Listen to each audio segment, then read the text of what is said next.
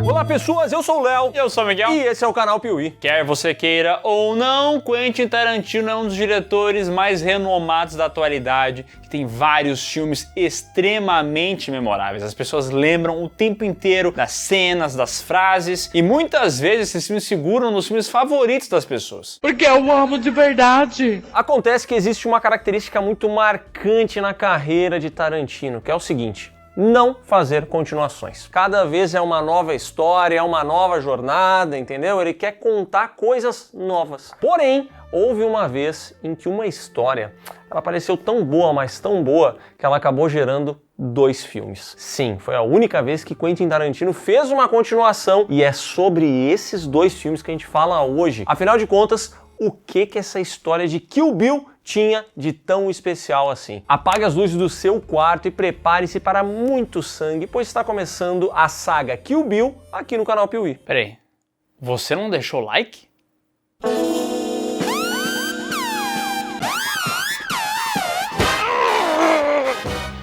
Entendeu? Eu fiz os 5 movimentos que dão um like.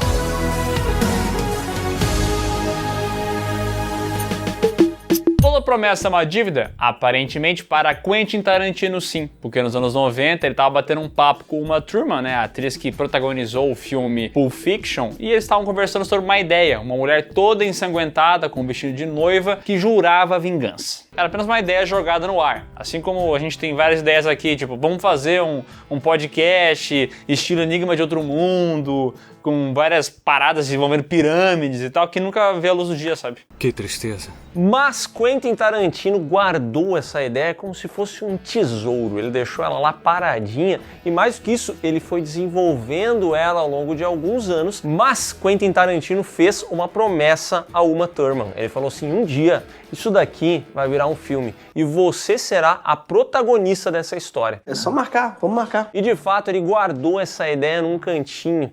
E assim como uma planta, ele foi regando ela, trabalhando em tudo isso, até que finalmente ele transformou aquela cena de uma noiva ensanguentada em um grande filme que acabou virando, na verdade, uma epopeia cinematográfica. Ficou tão grande, mas tão grande que ele não poderia fazer apenas um filme com essa ideia, ou senão ele ia ficar muito longo, e sabe como é que é, né? Os estúdios iam complicar com isso aí. Eu quero meu dinheiro. Um projeto que misturava samurai, kung fu, western spaghetti, tinha tudo que o Tarantino gostava e, ao mesmo tempo, uma grande história de vingança que permeava todos esses pontos. Esse projeto, claro, virou Kill Bill, que, como o Miguel disse, ficou tão grande, mas tão grande, que precisou ser dividido em 2 volumes. E é sobre o primeiro que a gente fala agora.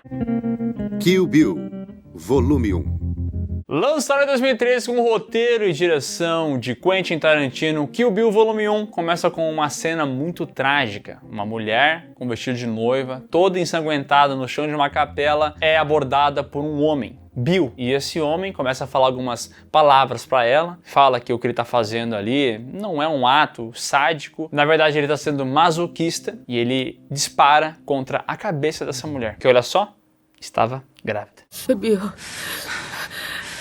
o bebê é seu. E depois dessa brutalidade, toca a música Bang Bang e rola aquela voz da Nancy Sinatra e você fica curioso para entender o que aconteceu ali. Mas o filme não vai te mostrar isso agora, porque ele vai avançar até o futuro. E aí nós veremos essa noiva que acabou de tomar um tiro na cabeça chegando até a casa de Vernita Green, uma das pessoas que participaram daquela chacina na capela que quase matou ela. E aqui no momento que ela observa o rosto de Vernita Green, começam vários flashbacks, um tom avermelhado cai sobre a tela e aquela música do... uma sirene de alerta que deixa claro que alguma coisa muito sinistra vai acontecer. Porrada vai comer, vai estancar. A música é cortada abruptamente e assim começa uma batalha dentro daquela casa, que é uma batalha maravilhosa, cara, que cena incrível. Logo pra começar o filme, eles quebram a cozinha, a sala, aí vão uma porta, vão uma faca, um caco de vidro. E aí é muito interessante porque o Quentin Tarantino vinha de filmes como Cães de Aluguel, Pulp Fiction, Jack Brown, que eram mais filmes criminais e tal, que não tinham grandes sequências de ação. O Cães de Aluguel tem um tiroteio, mas ele é super cortadinho, tu quase não vê nada. E aqui uma baita coreografia de luta, né?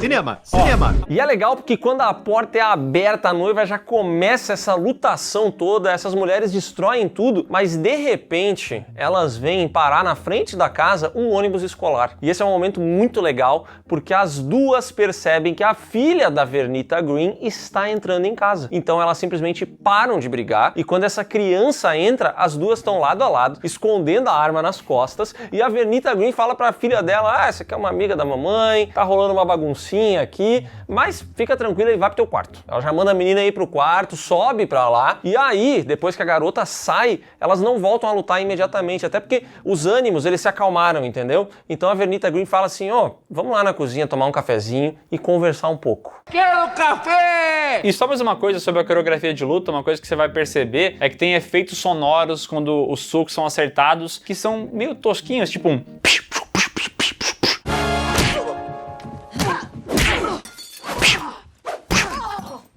Isso porque o Tarantino, muito fã de filmes asiáticos de luta e tal, meio que se inspira bastante pra criar essas cenas aqui, né? Inclusive o coreógrafo, que é o lendário Yun Woo Ping, que é o mesmo coreógrafo de filmes como O Tigre e o Dragão e Matrix. Então a gente tem uma coreografia de luta muito legal aqui e que tem esses efeitos sonoros aí um pouco mais exagerados, baseados, né, nesses filmes de Kung Fu que o nosso querido Tarantino era tão fã. É o emprego dos meus sonhos. Com os ânimos mais controlados, tomando um chazinho de camomila, né, a Vernita Green começa a falar que ela sabia que a ia voltar pra buscar a vingança, né, já que a fazia parte desse grupo de assassinos do Bill, que se chama Esquadrão de Assassinato Víbora Mortal, um nome incrível, diga-se de passagem, que era formado por 5 pessoas. E, olha só, a era a Mamba Negra. Como é que é? Ou seja, elas trabalhavam juntas, mas em algum momento houve essa grande traição do grupo todo para com a... E aqui a gente tem esse momento da Vernita falando que, cara, lá no fundo ela se arrepende, entendeu? Ela não queria ter feito isso e tudo mais. E aí elas vão trocando essa conversa e a Vernita fala: daqui a pouco a gente acerta as contas, vou te servir um café, deixa eu servir um cereal pra minha filha aqui. Então ela vai, pega a caixinha do cereal e pá, tira uma arma de dentro da caixa e tenta matar a noiva que tá ali. Engraçado! Só que a Vernita erra o tiro. E a nossa noiva aqui deveria estar na seleção brasileira, porque ela dá um chute nessa xícara que ela tava na mão, que acaba tirando a atenção da Vernita. Brasil! Fazendo com que a nossa querida noiva consiga puxar uma faca e jogar no peito dela. Na sequência, ela limpa a faca, vai embora e quando ela tá saindo, ela percebe que quem assistiu tudo de camarote é a filha da Vernita. E assim, fala: olha, quando você crescer e você quiser buscar vingança, pode vir que eu vou estar esperando. Quando crescer, se ainda guardar rancor no seu coração, eu te espero. Inclusive, esse é o famoso gancho, né, para um suposto terceiro filme de Kill Bill, que mostraria justamente essa garota no futuro indo atrás da Beta. Filme esse que nunca vai acontecer, infelizmente. Não, eu não acredito nisso. E só um comentário aqui, o início desse filme é maravilhoso, tá? Primeiro tem toda a cena da capela, e aí ela já é impactante, depois vem toda essa luta com uma morte e você não consegue. Esse daqui é um filme que você começou a assistir, você tem que continuar, não dá pra parar. E você percebe também que ele é tudo desconjuntado, né? Porque aparece o número do capítulo, só que tem um número diferente antes, tu não entende o que esse número quer dizer, e lá no final vai fazer um pouco mais de sentido. Risca o nome da Vernita e na sequência o filme faz uma viagem no tempo para mostrar o que aconteceu pós-massacre da capela, mostrando que um xerife chegou lá, percebeu que tinha várias pessoas mortas e que aquela noiva que supostamente tinha morrido, não tinha morrido não. A desgraçada não tá morta. Ela, na verdade, ficou em coma, então a gente vê a noiva no hospital e aqui tem uma das cenas mais icônicas desses filmes, que é a personagem Ellie Driver, vestida de enfermeira, com um tapa-olho aqui. Cara, eu juro, se um dia eu tivesse um canal no YouTube, eu usaria essa música em algum momento dos vídeos. Ainda mais se fosse num momento muito icônico, né? Assim, que sempre volta, sempre aparece, eu também usaria. Então é isso, pessoal. Se você gostou desse vídeo, dá um like aqui embaixo, se inscreve no canal, marca o sininho e comenta sua opinião sobre Kill Bill. Bom, a gente vê essa suposta enfermeira entrando no hospital, indo em direção ao quarto da noiva, ao som de Twisted Nerve, né, que é uma composição do Bernard Herrmann ali, cidadão que contribuiu muito com Alfred Hitchcock. Então a gente vê ela andando, tem todo esse momento dela já indo ali, ó, com o veneninho na seringa, entendeu? Prestes a matar a noiva. Só que quando ela entra no quarto e vai fazer isso, ela recebe uma ligação De Ribeirão Preto, oferecendo aí um novo serviço revolucionário e tal, e ela fala, não, eu tô ocupada.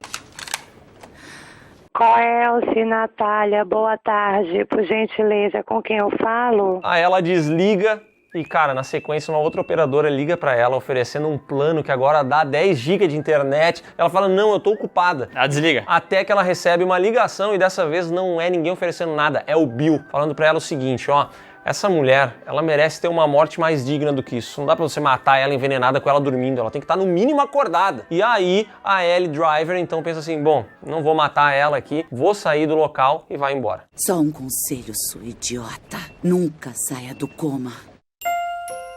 Um tempo se passa e a noiva continua em coma. E aí a gente é obrigado a ver um maldito tal de Buck que faz maldades com várias pessoas que estão em coma naquele hospital, se aproveitando da nobreza delas. É 75 pra transar, Xará. Vai encarar ou não?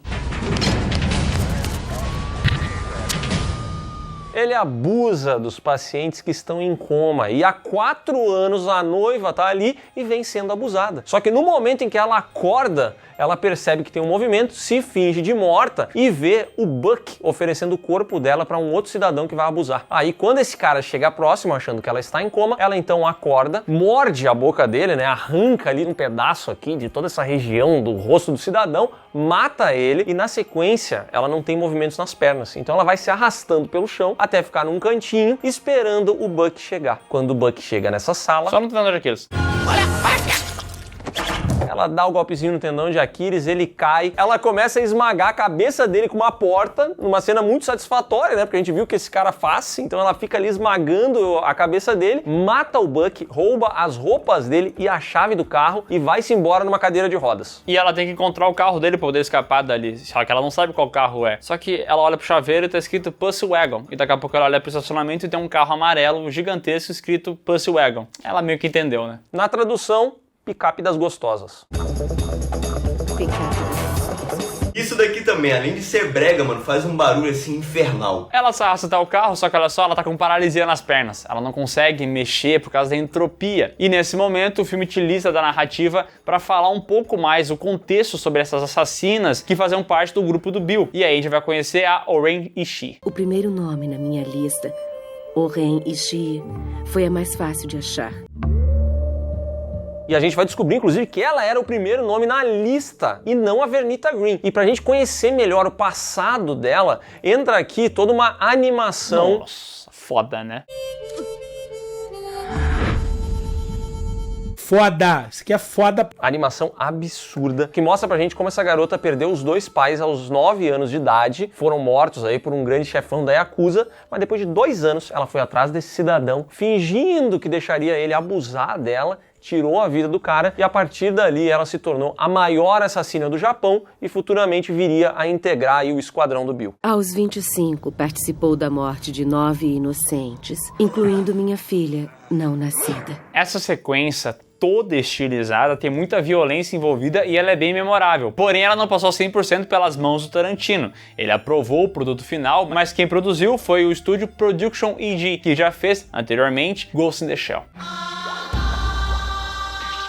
Todo o trabalho de produção do filme é inacreditável. Mas fica no 9,5 pra mim, mas é cinema. E é uma quebra grande, não é nada convencional isso aqui, mas é muito legal, a animação é muito bem feita, é muito violenta e dá mais identidade pra esse projeto, né? Vale lembrar que o Bill era para ser um filme só, ficou muito longo, então para transformar em um filme o Tarantino teria que cortar algumas coisas. Isso daqui, por exemplo, seria cortado fora se esse aqui fosse apenas um filme e não 2. Então, uma coisa que atraiu muito o diretor foi que ele conseguiria, fazendo 2 filmes, manter esses elementos que para ele eram importantes dentro do projeto. Ai, graças a Deus. E é por isso que é tão interessante esse projeto como um todo de Kill Bill, tanto o volume 1 quanto o volume 2, porque ele é o grande pastiche das ideias e coisas que o Tarantino gosta. Tem filme asiático, tem faroeste, faroeste, tem anime, tem filme de drama, tem romance, tem muita coisa que ele mistura tudo numa coisa só, sabe? E assim como não é nada convencional a gente ver o anime entrando no meio do filme, também não é nada convencional a linha do tempo aqui, que não é nem um pouco cronológica. Então o filme fica transitando entre futuro, passado, e ele não precisa nem cair naquelas tradicionais técnicas, né, de o passado é preto e branco,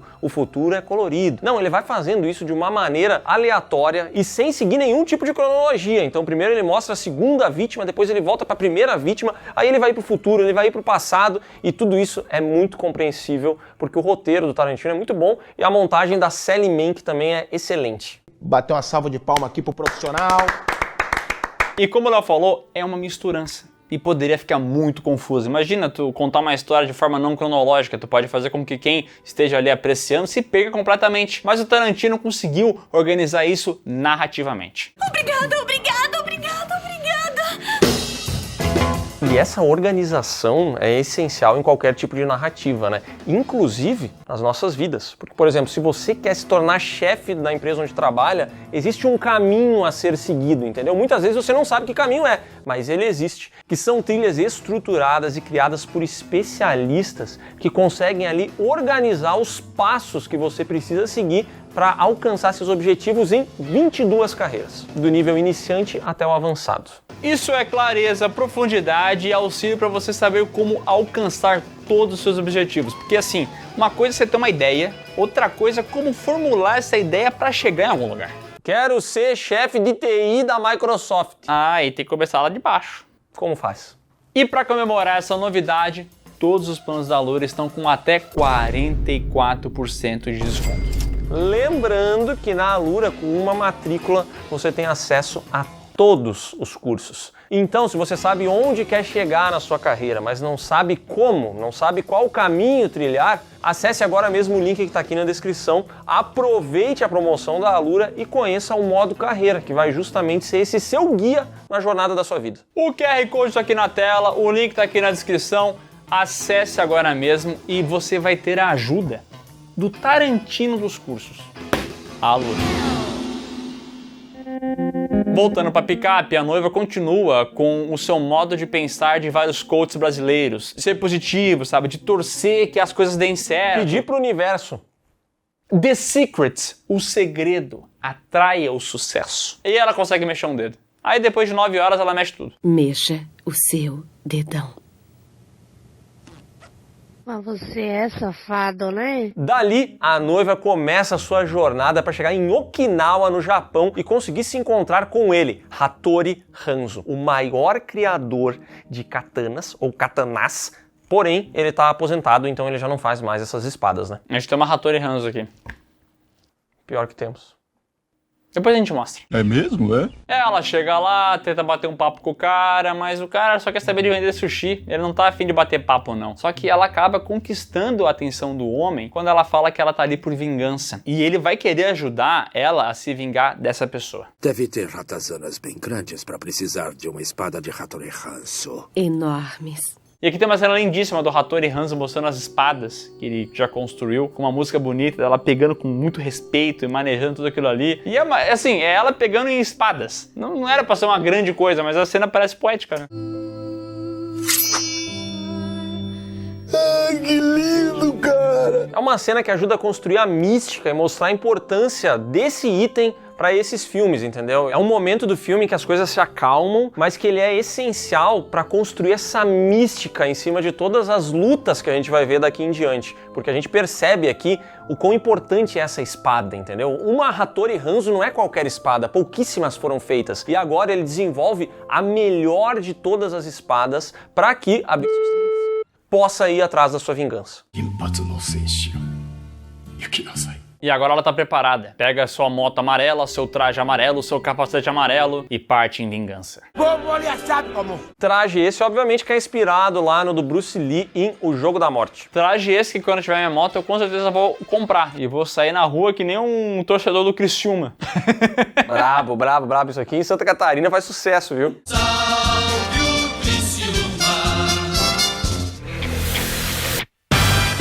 A noiva noiva então vai em busca do primeiro alvo da lista dela, que é O-Ren Ishii. E quando ela chega lá, essa mulher está num bar muito bacanudo, tá? Um bar estilosíssimo.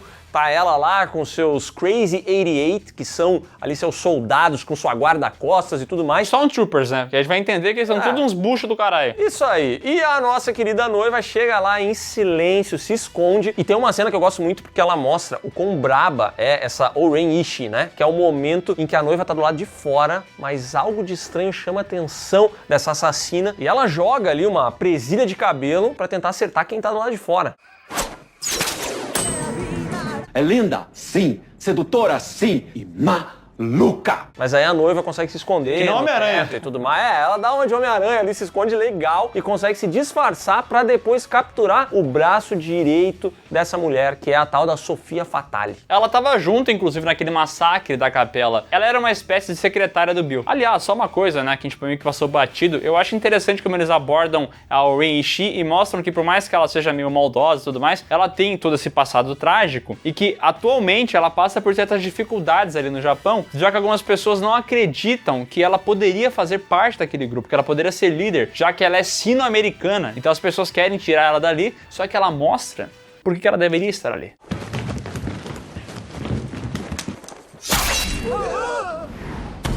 Mas tirando essa questão da nacionalidade dela, mais nada vai ser tabu, tá? Pode perguntar o que quiser. Que nenhum assunto jamais será tabu, exceto, logicamente, o tema aqui discutido. Então vamos ajudar. Voltando pro bar, é lá que quer chamar atenção, quer atrair a mulher que ela realmente deseja matar, então ela corta um braço da Sofia Fatale ali no meio de todo mundo.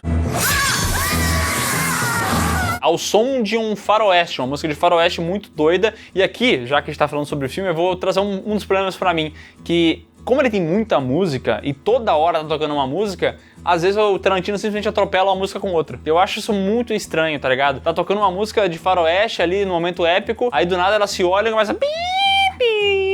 corta mais uma música depois de novo, e aí eu acho que não tem um respiro suficiente pra todas as músicas entrarem, sabe? Que confusão. Mas tem uma coisa muito legal aqui, tá? Que já tinha rolado quando ela corta a cabeça do japonês, que é o chafariz de sangue. Eu adoro isso aqui, cara. Tem gente que se incomoda porque fica muito falso, porque fica muito não sei o quê. Mas pra mim é justamente o que faz a violência desses filmes ela ser tão legal, entendeu? Eles não são filmes que querem ser violentos pra você ver como é. Nossa, olha como isso aqui é um exploitation movie, olha isso. Não, cara. É o sangue de uma maneira quase caricata. É bom demais! Isso aqui não é torture porn. Isso aqui é estilizado, entendeu? Então, tipo, se você achou estranho esse chafariz de sangue do braço da cidadã aqui, bom, a cena que vem a seguir vai acabar com você. Porque ela começa a batalhar contra os 88 loucos, que ninguém sabe se são 88 loucos mesmo ou só um título, e ela começa a matar uma galera, meu irmão, mas ela não para de matar a turma, ela pula em cima de espada, ela pega e corta a cabeça, gira no chão, começa a matar enquanto faz um breakdance, é uma loucura. Se você acha um pouco forçado o que aconteceu antes, aqui a loucura escalona nas alturas. E eu adoro isso. Eu adoro que seja realmente escrachado, porque é pra ser assim, é estilizado mesmo. O bicho piruleta, vira pra cima, irmão, vai lá, E no meio de todo esse rolê aparece ali Gogô Yubari, que é essa menina, essa jovem do Battle Royale. Olha lá, do Battle Royale, vestida nesse estilo de colegial, com uma bolhadeira na mão, uma massa, sei lá o que é aquilo, com uma corrente, e ela começa a ir atrás da... Começa a dar esses golpes, né? Tem até um momento em que ela vai pegar a noiva aqui pelo pescoço e a gente vai falar assim, caraca, pode dar ruim e tudo mais. Mas no fim das contas, a noiva consegue pegar o pé de uma mesa cheia de pregos, cravar na cabeça dessa garota e tirar a vida dela. E depois ela batalha com mais um monte desses Crazy 88. Inclusive o Kato do Besouro Verde tá aqui, tá? E ela até chama ele de Kato, né? Começa essa batalha. Mano, sério, é muita gente que morre. Tem momento até que ela pega um japonês que é muito novinho pra estar na batalha e ela começa a bater com a espada na bunda dele e falar pra ele ir embora.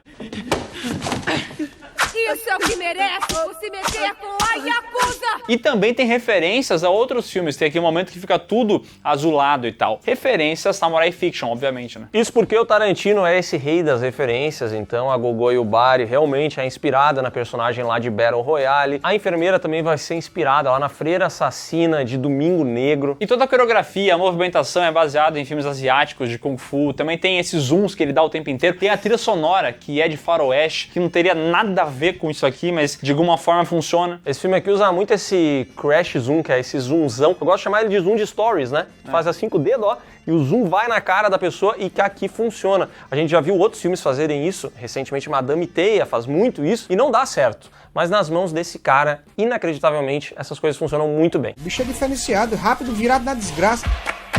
Depois de matar a população de uma pequena cidade do Japão, ela vai pra cima de Oren Ishii, que está esperando ela no local cheio de neve. Ô, jardim, esse bar era muito da hora, tá? Porque por dentro o bar é animal e ele tem um jardim cheio de neve, coisa mais linda. Que visual, hein? São Paulo não tem isso. E ela está lá pra enfrentar a noiva no estilo samurai da coisa, né?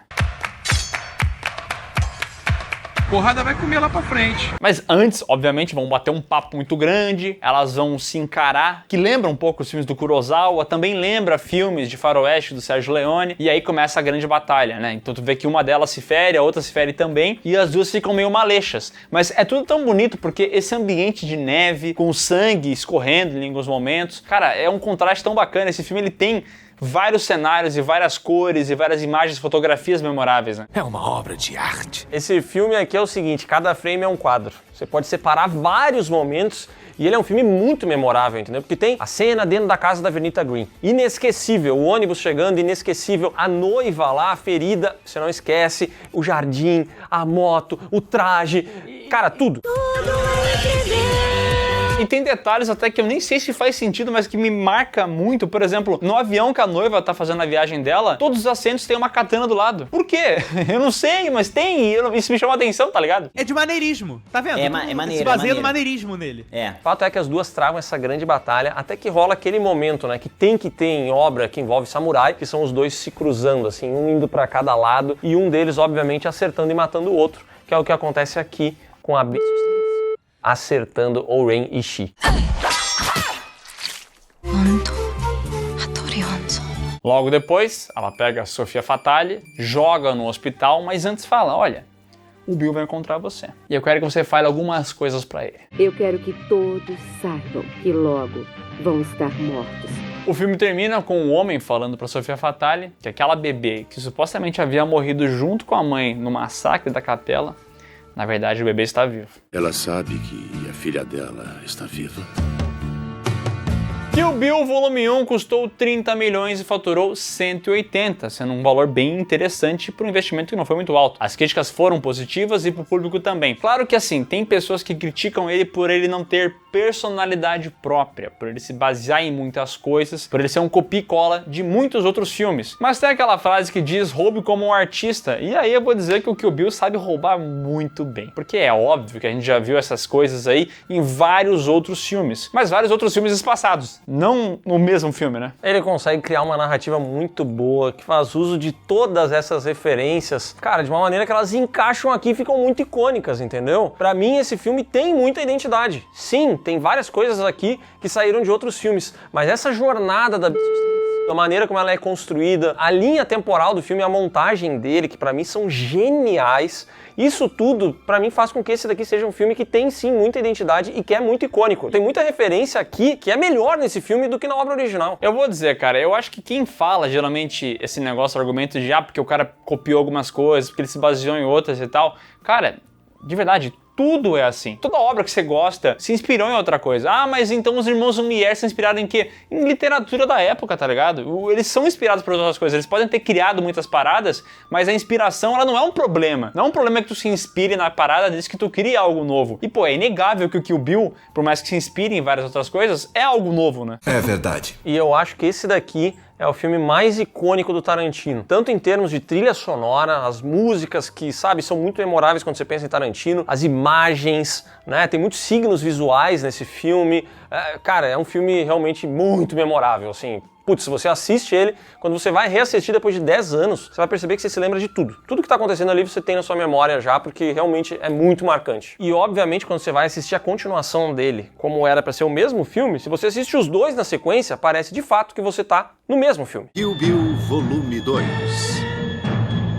Lançado em 2004, novamente com roteiro e direção de Quentin Tarantino, afinal, é o mesmo filme, só que cortado no meio. Kill Bill Volume 2 volta pra capela e mostra o que aconteceu, né? Uma explicação do porquê que aconteceu aquela tragédia. A noiva estava ensaiando seu casamento, não com Bill, mas com um tal de Tommy, o dono de uma loja de discos e tudo mais. Tinha lá alguns amigos dela, até que em determinado momento ela sai da capela para tomar um ar, até porque ela já tá grávida e tudo mais, né? Quer dar uma relaxada, e do lado de fora ela encontra-se com Bill, que pela primeira vez tem o rosto revelado, né? A gente vê aqui que ele é interpretado pelo David Carradine, que fez durante muitos anos uma série de sucesso nos Estados Unidos chamada Kung Fu, onde ele ia pra cima e pra baixo com sua flauta e lutando com algumas pessoas. Nunca ouvi falar. O David Carradine, aliás, ele é conhecido por 3 coisas, né? Por Kung Fu, por Kill Bill e por ter morrido num roupeiro enquanto pesou o clima, mas é verdade, né? O que eu posso fazer? Acho que deu uma pesada no clima do programa aí. Bom, o Bill começa a conversar com a noiva e a gente entende tudo o que aconteceu. Ela abandonou ele logo que ficou sabendo que estava grávida, porque queria dar uma vida mais tranquila para essa criança, entendeu? Se ela dissesse pro Bill que ela estava grávida e tudo mais, cara, seria um baita de um problemaço, essa criança ia crescer num ambiente terrível, enfim, ela não queria isso, então ela preferiu se afastar, até porque se ela falasse, o Bill quereria ficar com a criança, ele não ia deixar ela ir embora com essa criança, entendeu? O que você quer, hein? Eu só vim pegar o meu filho. E ela tentou escapar, mas óbvio, o Bill encontrou. Ela pede clemência e ele fala, vou ver o que eu consigo fazer. Ela volta pra capela pra continuar o ensaio, ele vai junto, fala com o noivo e tal, tu vê a cara dele de maluco. Também tem ali umas falas do cara que toca teclado, piano, que muitos dizem, na teoria que Tarantino conecta todos os filmes, que ele é o Jules lá de Pulp Fiction. Que sinceramente não importa também, né? Porque mal vai citado esse personagem. Isso não é ideia não, boy. Bom, fato é que a noiva fala ali pro Tommy, seu atual, né, que aquele ali é o pai dela ausente, que voltou, tá ali curtindo tudo, ele entra na capela com ela, fica ao lado dela, né, ela inclusive acha um gesto bonito, dá um beijo nele e tudo mais, só que no meio desse casório, aí sim vai aparecer o esquadrão do Bill e eles vão realizar aquela grande chacina que a gente viu no primeiro filme.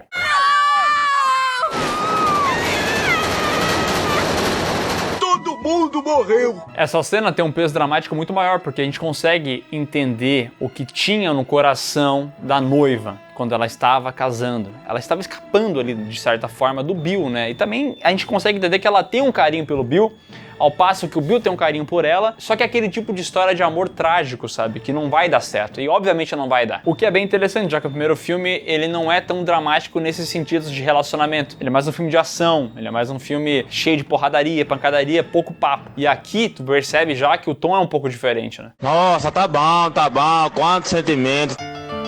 Saindo lá da capela e voltando ao presente, após tudo que aconteceu no primeiro filme, né? O Bill então vai informar para o seu irmão, o Bud, interpretado pelo Michael Madsen, que a noiva está de volta. E aí eles já entendem que ela vai ir atrás de todos eles. O Bud agora vive uma vida deplorável, ele é segurança de uma boate, ele gosta de beber sua biritinha ali, mas é uma vidinha bem meia boca. E depois de um dia de trabalho muito do miserável, ele volta para casa, entra no seu trailer e a gente percebe que a noiva já está ali, embaixo do trailer, só esperando para atacar ele. Ela aguarda até o momento ideal, abre a porta e nesse exato momento toma um tiro de espingarda. Tá porra, menor! Cara, essa cena é muito porque nada te prepara pra isso. Porque tu acha que ela vai entrar sorrateiramente, vai batalhar com ele, e aí vai ter uma briga entre os dois e tal, mas não, ela é cortada com esse tiro e tuas expectativas vão pro ralo daí, né? E agora, quem poderá me defender? Ela não morre, porque são balas de sal, mas ela fica completamente sob controle dele ali, né? O Bud amarra ela e tudo mais. E nesse meio tempo ele liga lá pra Ellie Driver, aquela enfermeira do primeiro filme. E aí ele começa a fazer uma negociação ali com ela, entendeu? Porque ele tem uma Hattori Hanzo agora, a melhor Hattori Hanzo de todas. E ele quer vender pra essa mulher. Então a mulher oferece $1 milhão e tudo mais, mas tem uma condição. Ela quer que ele faça a noiva sofrer muito, ter uma morte muito difícil. Então ele aceita, eles combinam de fazer essa negociação, né, essa venda no dia seguinte, e ele pega, vai até a noiva e fala pra ela, ó, o negócio é o seguinte, vou te enterrar viva, então vamos lá, vamos fazer com que isso aqui aconteça logo. Só que a noiva, ela fica querendo se debater, ela fica querendo resistir, e aí ele diz assim, bom, vou te dar 2 opções aqui, eu tenho uma lanterna, eu posso te enterrar com essa lanterna, ou eu tenho esse spray de pimenta que eu vou gastar inteirinho nos seus olhos se você não ficar quieta. Então qual vai ser, colega?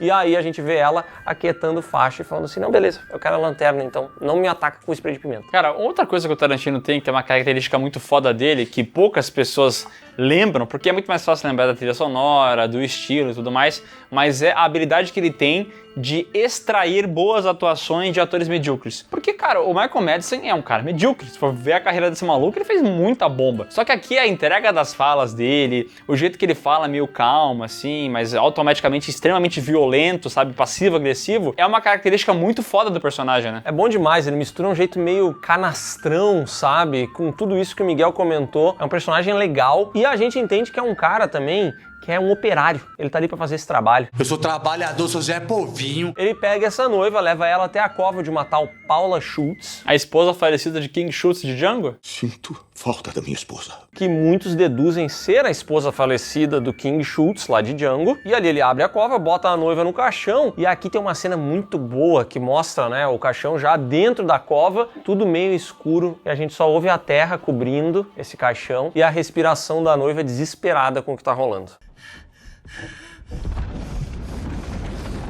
Tá bom, eu não vou aguentar mais. Ela fica lá dentro e não sabe o que fazer. Liga a lanterna, consegue desprender os pés, as mãos. Só que, pô, ela tá presa num caixão. A gente já viu um filme aqui no Pee-wee, o Enterrado Vivo, e não tem o que fazer, tá num caixão. Só que a nossa noiva aqui tem um passado, um histórico de treinamento com ele, Pai Mei. E aí o filme vai fazer essa viagem ao passado, deixa a noiva enterrada e mostra pra gente o momento em que o Bill apresentou a noiva ao tal do Pai Mei, esse mestre muito brabo, conhecedor da técnica dos 5 pontos que explodem o coração, 5 movimentos que o cara fazia, acertava o coração da vítima e depois ela dava 5 passos e morria. É simplesmente o golpe mais mortal de todas as artes marciais. O maluco é brabo. Aliás, o Pai Mei, segundo o que o Bill fala, é uma criatura mitológica. Ele viveu há 1000 anos do passado e numa certa vez um monge negou os cumprimentos a ele e ele decidiu que iria se vingar daquele desrespeito. Ele foi até o monastério e matou vários monges. Então se cria essa mística de quem é o Pai Mei, como é que ele se comporta, e aí depois o Bill deixa a noiva lá e fala, ó, sobe essa escada que tu vai conhecer o cabra. E quem disse que isso é problema meu? Pai Mei é nada mais nada menos do que uma metralhadora de patadas, um cavalo absurdamente treinado que fica dando coice na mulher o tempo inteiro. Tudo que ela fala tá errado, tudo que ela fala merece tomar uma patada na cara, entendeu? Mas, de alguma maneira, ela foi preparada pelo Bill, ela já sabia que ele era assim, então ela fica quietinha na dela. E assim chega um momento em que o Pai Mei fala, bom, a gente vai treinar aqui e eu quero te ver fazer muitas coisas que eu faço, inclusive quebrar madeira com a mão.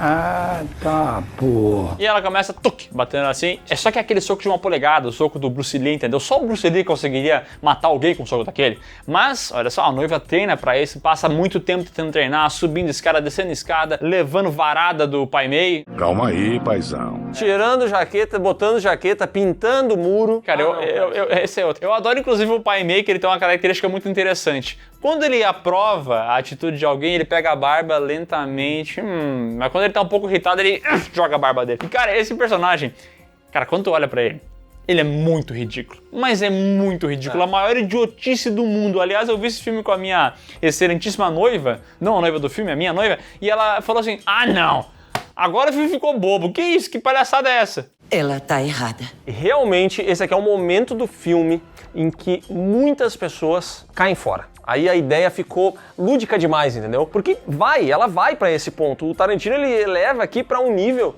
que se você tá assistindo ao filme muito a sério, você não vai continuar. Ele te desafia, entendeu? Ele joga ali umas cartas e fala assim, e aí, o que tu tem pra entregar? Vai conseguir? Vai continuar? A gente já tinha visto coisas muito absurdas aqui, sabe? São os chafarizes de sangue, é a maneira como os movimentos da noiva voltam. Cara, tem muita coisa que exagera um pouco. Mas o Pai Mei, a figura do Pai Mei, as afirmações de que o Pai Mei tá vivo há não sei quantos mil anos, e o jeito dele é muito caricato. E por que isso é ruim? E eu adoro, né? Isso aí é uma parada Agora você tem que entender, assim, ou você vai gostar ou você não vai gostar. Eu curto demais, porque eu entendo que é uma homenagem a filmes asiáticos, é uma extrapolação do conceito. E, cara, ele é uma figura muito memorável. O Pai Mei, esse visual dele, branco, com a barba branca, puxando a barba o tempo inteiro. Cara, isso é muito memorável, cara. E a fotografia do filme fica maravilhosa aqui, tá? Ele realmente vai tentar emular tudo quanto é filme asiático de artes marciais. A gente vai ter esse treinamento mega exagerado. O Pai Mei, ele faz coisas completamente absurdas. Ele pula em cima de uma espada.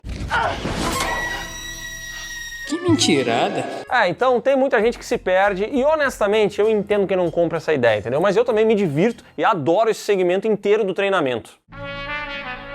Voltando ao caixão, bom, acontece que eventualmente a noiva aprendeu a quebrar a tábua dando soco. E ela também recebeu algumas lições de humildade com o Pai Mei e de perseverança, porque tem um certo momento que ela tenta comer um arrozinho, não consegue, e ela vai pegar com a mão, ele dá uma varada na cabeça dela e fala assim, se você quer comer que nem cachorro, come no chão, tem que aprender a usar o hashi. E aí mostra que ele também é esse coach, né, um coach japonês, que diferente do brasileiro, ele tem uma abordagem um pouco diferente. Mas eu diria que faltou pra ele daí ter aquele elástico que junta os dois hashis pra pessoa começar a aprender, entendeu? O adaptador. Ele podia ter facilitado a vida dela.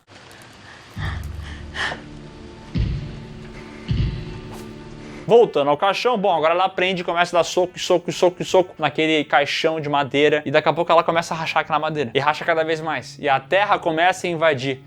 De uma forma mágica, ela consegue escapar daquela fossa de terra.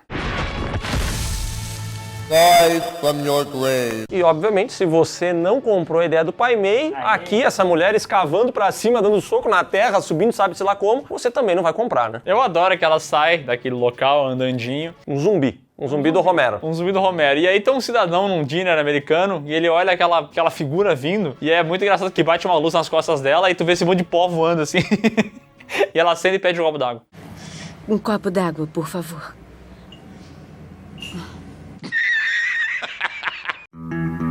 Em paralelo, a gente vai ver que o Bud recebeu a visita da Ellie Driver. Se passou o tempo, eles fizeram a negociação, então ela chega até o trailer dele com uma maleta cheia de dinheiro, uma maleta que tem $1 milhão. E aí ela entrega essa maleta, ele abre e dentro da maleta não tem só dinheiro, tem também uma cobra mamba negra, venenosíssima. Uma gota de veneno capaz de envenenar não sei quantos homens, matar não sei quantas pessoas. Eu adoro que ela tem um caderninho que ela fica lendo as coisas, né? Sua neurotoxina é um dos venenos mais eficazes da natureza. Muito texto. E passa a informação pro cara, porque não bastando o ataque do veneno em cima do Bud, também tem o dano moral que ela tá causando, porque ela tá informando tudo que ele vai sofrer, entendeu? E aí a cobra de fato dá várias picadas no Bud e a gente percebe que ele tá numa ruim. E por algum momento eu até penso assim, será que ela vai trazer algo de antídoto e tal? Não, ela não vai, ela realmente só deixa ele ser picado e morrer. E eu sei que tem muita gente que não gosta desse momento, porque o personagem é construído e ele morre de uma maneira bastante abrupta, sem ter essa oportunidade de fazer qualquer coisa, né? Fico de xereca! O que eu acho excelente pra esse personagem, porque por mais que ele já tenha sido um dos grandes assassinos do grupo, depois ele leva essa vida medíocre, entendeu? Ele é um cara completamente desprezível, e ele morrer de uma forma desprezível pra mim é completamente condizente, ainda mais com a personalidade da Ellie Driver, porque ela é uma pessoa que ataca na truculência, ela ataca pelas costas, e mais tarde a gente vai descobrir que ela matou um dos grandes ídolos da noiva dessa mesma maneira. Sua canalha! Depois de matar o Bud, a Ellie liga pro Bill e fala o seguinte, infelizmente o Bud morreu, a noiva matou ele, e aqui pela primeira vez a gente sabe o nome dessa noiva, porque ela revela, é Beatrix Kiddo. Então é só nesse momento que a gente fica sabendo como ela é chamada. Do repouso final de Beatrix Kiddo. Beatrix Kiddo? Presente. A não ser que você tenha olhado o ticket do avião lá do primeiro filme, aí sim você pode ter visto lá o nome Beatrix. Uma passagem para Tóquio, por favor. Olha aí. E sinceramente, por que tem mistério do nome dela? Na minha visão é porque no primeiro filme o Tarantino estava disposto a fazer um filme de ação com muito mais correria, muito mais violência, mas ele não queria se aprofundar em nada nos personagens. Nesse segundo já é o oposto, o filme tem menos violência e ele trabalha mais os personagens, né? Então, inclusive, ele faz a gente conhecer melhor o passado dessa noiva, que até então era só uma mulher aleatória. Ok. Ah, tá. Aqui a gente vê então a Ellie Driver pegando lá a Hanzo mais valiosa de todas e indo embora do trailer, quando de repente ela abre a porta e toma uma voadora com os dois pés da noiva, que tá ali, ela voltou para buscar vingança. As duas então começam uma grande batalha. E é no meio dessa luta que a Ellie Driver vai revelar como ela perdeu o olho, que foi arrancado pelo Pai Mei. Ela insultou ele durante o treinamento, ele foi lá e tirou o olho da mulher.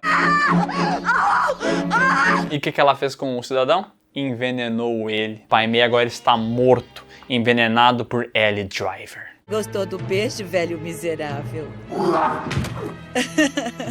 Vamos te matar agora. E aí as duas então começam a lutar dentro desse trailer, quebram parede, é chute, é soco, o ambiente é pequeno, mas a coreografia funciona muito bem. Essa cena pra mim prova como o Tarantino é um bom diretor de ação, porque é um lugar que é do tamanho de um c...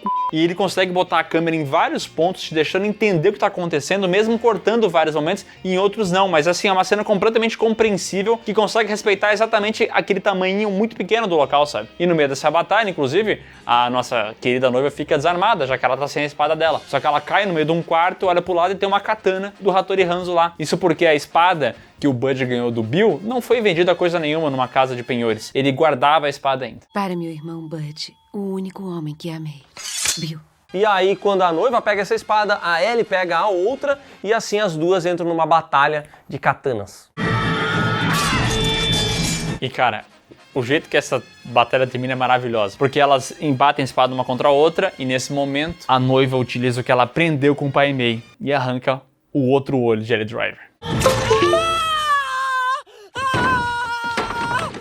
E é bom demais, ela arranca o olho, joga no chão e pisa em cima do olho, esmaga todo ele. E nas artes conceituais do que poderia ser o Kill Bill Volume 3, mostra a Ellie Driver com 2 tapa-olhos, né, com formato de X, porque ela não morre ali, ela cai no trailer e a noiva vai embora. A noiva deixa ela à mercê da mamba negra, da cobra venenosa que tava ali, entendeu? Então subentende-se que ela morreu pra cobra, mas a gente não viu essa morte acontecer, hein? Então quer dizer que tem uma chance. Resta apenas Bill agora, né? Só que a Beatrix não sabe onde ele está. Mas ela conhece um tal cidadão aleatório que era como se fosse uma figura paterna para o Bill. Ela vai até esse cara, no seu Carmanguia, e ela bate numa árvore e quase morre. Quer dizer, a atriz Uma Thurman, não a personagem, né? Isso aconteceu nos bastidores do filme. O Tarantino queria que, de fato, a Uma Thurman dirigisse o Carmanguia numa estrada de chão. Ela perdeu o controle, bateu e se machucou feio, tá? E esse foi o motivo pelo qual eles passaram muitos e muitos anos sem se falar, porque a atriz não queria fazer essa cena, o Tarantino obrigou e ela quase morreu nessa brincadeira. É sério. Ela quase morreu. Não, perdeu razão. Mas o filme continua, a noiva chega até o local, conversa com esse cidadão. Essa cena é meio deslocada, né? Essa cena é totalmente desnecessária. Pra mim, essa cena não deveria estar no filme. É uma perda de tempo do caramba. A gente vê essa mulher conversando, ameaçazinha de um pro outro. Ele fala que o Bill gostaria de ver ela novamente e entrega a localização do cara. Está na Vila 4, na estrada pra Salina. Assim, ó, o que dá pra entender dessa cena é um pouco sobre o passado do Bill, quem é esse cara, porque tu olha como é que é esse maluco que tá conversando com ela e tu entende já a cabeça meio psicopata dele. Então talvez meio que explica porque o Bill é como o Bill é, entende? Não entendi nada. É um indício do passado dele, mas pra mim uma cena totalmente descartável. 10 minutinhos de tempo perdido que geraram pra essa mulher um acidente traumatizante, tá? Não precisava ter nada disso aqui. Pelo menos ela dirigiu um Carmanguia, que é um carro bem legal. Eu queria ter um. Dirige bem rápido na estrada de chão. Dizem que é uma aventura maluca. Aqui tem várias estradas de chão, né? Pois é. Bom, mas depois desse encontro, ela descobre onde está Bill. E ele tá num resort em Cancún. Não sei onde é que é o local, assim, mas é tipo um desses hotéis e tal. E quando ela abre a porta para ceifar a vida do seu algoz, quem é que ela encontra? Parada, mamãe. E aqui, nessa cena, cara, eu vou dizer, Uma Thurman, ela mostra que ela é uma puta atriz boa, porque ela começa a chorar enquanto ela se faz de morta pra filha dela, e cara, ela atua muito bem, né? Ela não fala nada, mas tu vê tudo que ela tá sentindo no olhar dela, né, cara? Você é a melhor. Cinema. E na sequência, o Bill convida ela pra entrar, eles todos vão pra cozinha, fazer sanduíche e tudo mais, e ali rola uma conversa inacreditavelmente boa, em que o Bill fala ali, né, revela que ele sempre falou pra menina que a mãe dela tava dormindo, ela não tinha morrido, ela tava dormindo e um dia ela iria voltar. E eles começam a ter essa conversa e o Bill fala, por exemplo, que ele tá muito arrependido do que aconteceu, porque um dia ele ficou muito chateado, deu um tiro na mamãe da garota, mas ele se arrependeu disso, assim como essa menina tinha se arrependido de matar o peixinho dela. Então ele começa a agir de uma maneira que chega um momento que você quase esquece o que esse cara fez, de tão polido, de tão sincero que ele é. Há coisas que fazemos que nunca podem ser desfeitas. Inclusive, ele até deixa a Beatrix ter um momento com a filha, onde elas assistem um filme, a criança pega no sono, e aí a Beatrix volta para conversar com o Bill, a fim de matá-lo, né? Porque mesmo que ele esteja sendo cordial, ele ainda fez o que ele fez. Mas antes disso, ele resolve que vai arrancar as verdades de Beatrix. Ele atira com uma pistola que tem um soro da verdade, que é uma das paradas que o Bill mais odeia na história, mas tem aqui o soro da verdade. E aí ela começa a desembuchar. É um soro da verdade incrivelmente potente e infalível. Vai tomar no cu! E assim, mantendo a fidelidade, eu acho esse soro da verdade, eu entendo a ideia dele, mas eu acho totalmente bobo também, pra mim é 100% descartável. Porque de verdade, ele não precisa. Totalmente desnecessário. Ele podia continuar dali em diante, ele vai fazendo as perguntas pra ela, vai entendendo as motivações da noiva, né? E aqui a gente tem todo um segmento que mostra ela, tinha sido enviada pra matar uma pessoa quando descobriu que tava grávida, e exatamente nesse momento que ela descobriu que seria a mãe, ela decidiu parar com tudo que ela fazia, entendeu? Ela começou a sentir medo, ela começou a pensar na criança, ela se transformou nesse momento. Eu acabei de descobrir que eu estou grávida. Estou com medo pelo meu bebê. Que é justamente ali o início da ideia que eles tiveram, porque a Uma Thurman estava tendo a filha dela e tudo mais. E aqui a gente vê essa transformação numa cena que pra mim também é desnecessária, mas tudo bem. Eles continuam esse diálogo onde ela revela que foi por isso que ela saiu, entendeu? Ela não tinha como se manter nessa relação. E o Bill então dá a visão dele sobre tudo isso. E para sua informação, deixar alguém pensar que um ente querido está morto é muito cruel. Então tá bom, então. E a visão dele, cara, é um momento foda do Tarantino sendo esse nerd que ele é pra falar sobre o jeito que o Bill enxerga o Superman, falando que todos os personagens têm seus alter egos como seres poderosos. Então, o Peter Parker, o alter ego dele é o Homem-Aranha. O Bruce Wayne, o alter ego dele, é o Batman. São seres que representam uma força maior do que a identidade original. Só que no Superman é o contrário, porque na verdade o Superman, ele acorda como Superman. Ele tem super força. O alter ego dele é Clark Kent, que é o jeito que ele enxerga a humanidade. Muito mais fraca, covarde e sem o poder grandioso que o Superman tem. Clark Kent é uma crítica do super-homem à raça humana. Tá falando merda, compadre! E então ele traz esse paralelo pra poder comparar com a Beatrix. Falando, olha Beatrix, tu é uma assassina. Tu sempre foi uma assassina. Não adianta tu querer virar mãe agora, porque tu não nasceu pra isso. Tá me chamando de super-heroína? Estou te chamando de assassina. Esse diálogo é maravilhoso, né? Nossa, que cena boa, tem todo esse monólogo aqui dele falando e tudo mais, e você vai entendendo os pontos de vista de cada um. Chega um momento em que talvez você até possa pensar que eles vão se acertar, tá? Mas eles não vão, isso não vai acontecer. A Beatrix vai tentar pegar uma espada, isso vai dar um rolo pra ela. O Bill tá armado e chega um momento em que eles vão cair na porrada. É uma porrada sentado, é pra dar inveja no Steven Seagal. Eu gostei, hein? E termina com a Beatrix aplicando os 5 pontos que explodem o coração.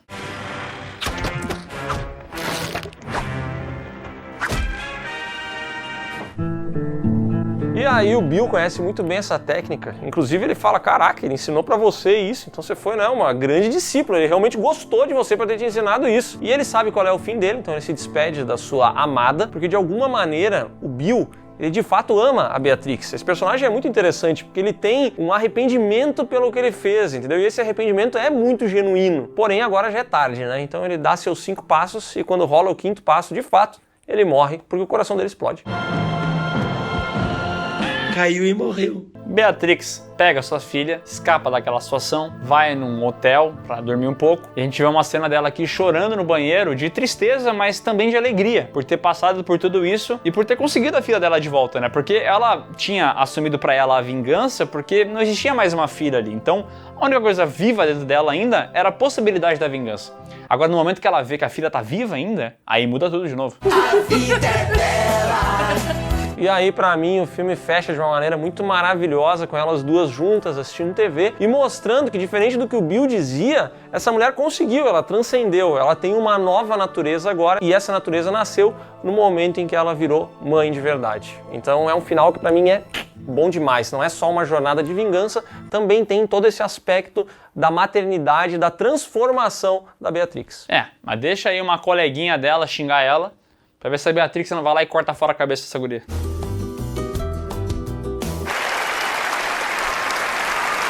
Ah, e aí todo mundo queria ver essa continuação, esse Kill Bill Volume 3, que seria com a filha da Vernita Green vindo atrás dela, podia ter envolvimento da filha. A gente sabe, né, que a Uma Thurman tem uma filha com o Ethan Hawke, a Maya Hawke, e essa garota é igual a Uma Thurman. Putz, funcionaria muito bem. Pode botar todo mundo junto. E ela tem, inclusive, a mesma idade que a personagem do Kill Bill aqui tem, da filha dela, né? Então poderia ser... Tá todo mundo acordado, caralho! Calma! Mas sabe o que eu penso disso? É uma coisa que eu gostaria de ver, mas ao mesmo tempo é legal que não tenha. Porque se cria essa mística do que seria, e pode ser que viesse e fosse muito decepcionante. Bom, poderia ser muito legal, né? Esse homem não decepciona a gente nunca. Eu acho que não ia ser muito decepcionante. Deus te ouça, hein? Kill Bill Volume 2 custou mais 30 milhões e faturou 152. Ou seja, os dois somados faturaram 332 reais, que é um... 332 reais? Nossa, que miséria, cara. Meu Deus, esse filme quebrou muita gente, velho. Não é nada, cara. Cara, 332 reais. Nossa senhora, vamos doar pra ele 500 reais. Eu vou doar. Eu faço um pix pra ele agora. Nossa, que dó, cara. Ô, pobreza miserável que nós estamos! 332 milhões de dólares. Opa, e a gente já tá falando de dinheiro. Ah, e aí, cara, é uma grana boa. Ainda mais porque esse filme aqui não é muito caro. Também é um filme mais de nicho, né? Não é um filme de ação convencional. Mas que, cara, tá aí na lista de várias pessoas como grandes filmes que já assistiram. Eu adoro esse filme aqui. Eu não sei onde é que ele entra no ranking do Tarantino. A gente já fez lá no PewCast um ranking, que a gente teve que meio que concordar entre si. Mas é que é muito volátil, né? Pode ser que uma hora tu assista um e daí ele passe à frente, depois esse outro passa na frente do outro. Mas eu quero dizer assim, por mais que esses dois filmes tenham defeitos em coisas que você tiraria, colocaria, e é perceptível isso, como é gostoso ver, né? Nossa, é bom demais, cara. Esses filmes são uma delícia, não é à toa que eles viraram esses ícones, né? Que a Beatrix Kiddo virou essa personagem que é sempre associada a cinema de ação, de artes marciais e tudo mais. Cara, esses filmes são muito bons. E eu discordo muito de quem fala que eles não têm identidade, porque pra mim o que o Tarantino mais tem é identidade. Eu sei, ele vai roubar o look de todo mundo, entendeu? Mas ele dá um jeito de fazer algo novo e pra mim o brilhantismo dele tá muito na parte do roteiro, eu adoro a maneira como ele escreve. E esses filmes são maravilhosos, tá? Eles parecem dois filmes, é difícil de definir qual você prefere, qual não prefere, apesar de eles terem diferença sim. O segundo filme tem muito mais diálogo, tem muito mais trabalho de personagem e tem muito mais absurdo, o que faz com que muita gente goste menos dele, porque ele vai ter esses momentos do Pai Mei, ele vai ter o momento do soro da verdade, ele tá cheio de bobagem, mas é muito bom. Os dois, com certeza, são tops, o que eu posso fazer, né? Opa, eu disse errado. Mas isso aqui é uma saga, então a gente tem que fazer o nosso ranking. Eu prefiro o volume 1, que eu acho mais icônico, apesar de eu achar que algumas das melhores cenas estão no segundo filme. Esse encontro final entre a noiva e o Bill faz valer as 3 horas e meia que você investiu, entendeu? O encontro final é muito bom. Cara, eu vou ir contra o Léo, porque sinceramente eu acho que os dois estão no mesmo nível, né? Mas eu prefiro o segundo, então. Fechou. Assim cada um prefere um.